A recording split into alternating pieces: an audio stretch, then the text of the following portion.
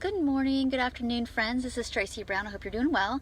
I have a few minutes before I head to my first appointment for the morning, and I wanted to talk to you about when you get that email, those lovely emails that we dread, that say, I need to cancel my appointment or I need to reschedule my appointment. And of course, sometimes that just happens logistically, no big deal. They forgot they had something. And of course, I hope you all are already adhering to your cancellation policy of at least 24 hours, if not 48 hours, for them to cancel. Of course, I give everybody one grace, I call it mulligan, where it's like, oh, you forgot, you overscheduled, you overslept, and I don't charge. But after that, our time is really important. I value highly and deeply our skills. And so if we don't keep a boundary, they won't highly respect and honor that. So we have to teach them how to do it. But anyway, this is not what this session is about. I have a really lovely client. I'm just going to give her an example, and doing really good work. We're seeing each other usually every week. Every once in a while we get skipped. We haven't done that many sessions, probably, 3 or 4. So she's relatively new, but she's already done a good bit of work. I won't share the details. That's for some other case studies. But what I will say is that she's also in some other work with her, doing some marriage counseling. There's some complex stuff going on. Anyway, she wants to move our appointments to maybe once every 2 weeks or once a month. And, she said her husband, so here's the key, her husband is feeling the strain of it. And that was the sentence. Her husband's feeling the strain of it. So I didn't really have a gut reaction, because I know her history, or at least a little bit of a history of their dynamic of some codependency going on, essentially, and trying to be pleasing, to be less stressful to or for her husband, and it's really kind of a manipulation to get him to behave better.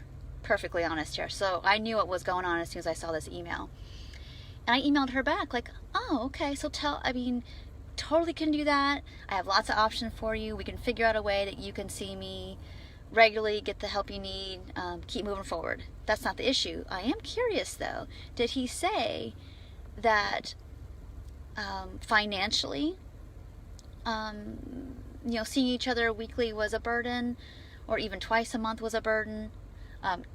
Weekly or twice a month was a burden?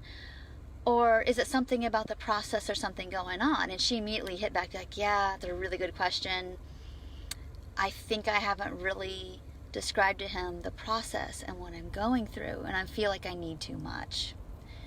That's the answer, guys. Really help your clients unpack their hesitancy about regular sessions if that's happening. Now, sometimes it's legit about the money. They really just don't have the funds available. So it's interesting though. Some of my clients are like, here's my credit card. I'll figure it out. I'll take care of it. Some people have a different relationship with money. Some people they also have issues with money. They might have the money, and they're just afraid to let it go. There's lots. It's it shows up, around their food as well. Of how they can't give themselves what they need. They have the money. They can't give themselves permission to buy new underwear, let alone do regular sessions with me, kind of thing.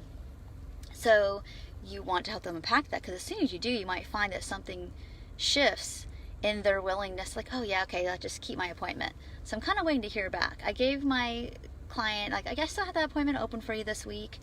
I'll save it for another day or so, but go on and think about it. Maybe speak to your husband more about what you actually need, and is it actually too much? If it is not a problem with the money, again, you and I will figure that out treatment-wise, what is the best way to use the time that we have. If it's actually not about the money, I need you to take a risk and speak your truth about what your needs are. So anyway, that's how I handle those, I need to cancel my appointment because of money situations. It's always figure outable, and I know that a knee-jerk sometimes for us is the panic, or at least I used to panic. Maybe you guys are way evolved beyond that, but I used to oh my gosh, what did I do? Am I not moving fast enough? Am I not doing good enough? I'll be honest, that was my first couple years. I felt that way, but of course I've grown and I've learned and done tons of supervision around this to know that when people are saying no, it's easier for them to say no to you maybe than to say yes to themselves. And that's maybe the issue. So I hope this video was helpful. For those of you who hopped on late, I've been talking for a little bit, so go back and watch the beginning. I hope that you found this helpful, and I will talk to y'all in the next video. Take care.